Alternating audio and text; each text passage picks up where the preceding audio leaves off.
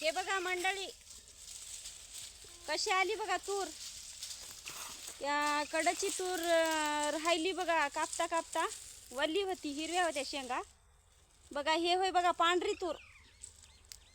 कशी आली बघा, कशी घोसाच्या घोसा आत बघा शेंग कशी आहे बघा, भारी आहे बघा, पांढरी तूर होय. हे बघू शकता, हे बघा अशी पांढरी तूर आहे बघा.